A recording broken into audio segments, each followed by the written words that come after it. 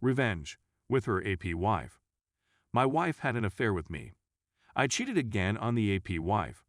I informed my wife, and now I have to listen to her and our marital counselor tell me I'm just as horrible as she is. It's total nonsense in my opinion. I would not have cheated if she had not initially cheated. My goal was to avenge myself, if that's even possible. Backstory. About a year ago, I discovered that my wife was having an affair. On our shared computer, I discovered images and texts. When I challenged her, she lied, saying I'm insane and making everything up in my brain. Then I showed her the photocopies. She then began slowly telling me the truth. I'd had enough and called the AP wife. She was distraught, but she was my sole source of truth in this scenario. For 3 months, the romance consisted of texts sent at all hours of the day and night. My wife disabled her phone's notifications. They also had almost every week. Even after all of that, she wanted to stay with me. We began marriage counseling. My major incentive, I will confess, was money. I had just sold my business and didn't want to walk away with half of the money that represented 15 years of my life. While all of this was going on, I was speaking with the AP wife on a regular basis. She had evicted him from the home. My wife refused to leave or give me any space at all. My phone rang one night. She normally texted, and it was the AP wife.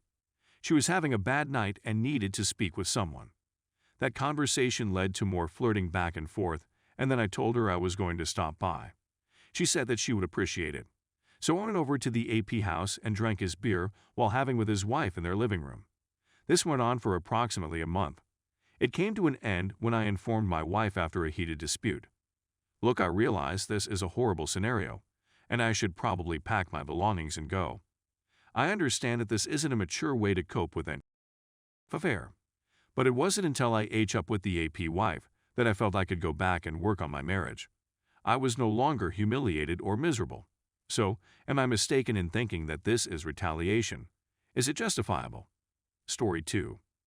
Cheated on by ex years ago and feel like it still affects me today. I'm a 25-year-old man writing this to maybe get it off my chest.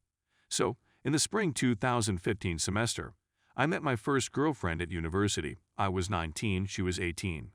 I never had a girlfriend before, obviously, and had only had one relationship previously, my first FWB, whom I'd met just a few months prior. I should clarify that I am autistic and have always struggled with socializing and meeting new people. I met her on Tinder and we got out a few times and had a good time. The third time we went out, things became, but she began weeping since it was impromptu and we didn't have condoms.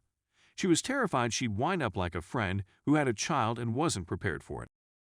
A few years later, I realized I was infertile and couldn't have children.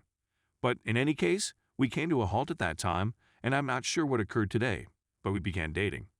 We had a lot of fun doing things together and having throughout the final couple months of the semester. At the conclusion of the semester, I returned home. My school was in the Los Angeles region, so it wasn't too far away. We had promised not to see anybody else that summer, so we were largely on the same page and had established ourselves as significant others, or so I thought. She ended up with one of her former FWBs that summer. We went together a few times throughout the summer, and that's when she began displaying some of her poisonous characteristics. As someone with autism who had limited experience with women, I was naive and assumed that this is how relationships operate. Back then, she would just withhold in order to get what she desired, or to force a change in me. I was glad to be learning more social standards, and although I knew it wasn't the ideal method to learn, I liked her and didn't think much about it. I should also say that I was always jealous of how much more experience she had and that she experienced it in high school. The next semester, we returned to university, and more toxic circumstances emerged, which I was too ignorant to recognize as poisonous. Most of the arguments we had and other unpleasant events I was furious about I don't recall since my mind has a defensive mechanism that filters my recollection of details for terrible things. I'll recall something that occurred and an emotion I had as a result of it, but I can't remember precisely what happened or sometimes anything at all. One thing I recall her doing is making fun of my size. I now know I have an above-average size, but I think she was accustomed to BBC. She was African American with some Asian and un-Caucasian, and would make compliments on my size, particularly while soft. I'm a grower, not a shower. Anyway, after a time, she began to become more emotionally abusive. and I couldn't recall any particular specifics that raised any worries. So with my confidence fading and a sense that something was wrong but being too ignorant to know what, I began chatting with other females online. Nothing came from them, but my girlfriend found out and accused me of cheating on her. Technically, yes, it's emotional infidelity, and broke up with me, but not before beating me. This was the first of many physical abuses she'd inflicted on me. I attempted, like an idiot, to apologize and win her back. We had lunch, and she informed me she had with her FWB over the summer in order to harm me, even though she claimed it wasn't cheating since we weren't legally boyfriend-girlfriend, despite our agreement not to see anyone else. I still wanted her back like an idiot since she had damaged my already poor self-esteem, and I feared I'd never find anybody else. Long story short, we were together on and off for another semester, breaking up and getting back together for various reasons. And throughout she was emotionally and physically abusive. She punched me in the at least twice during the relationship and hit me in various other ways at other times. But we were together again during winter break.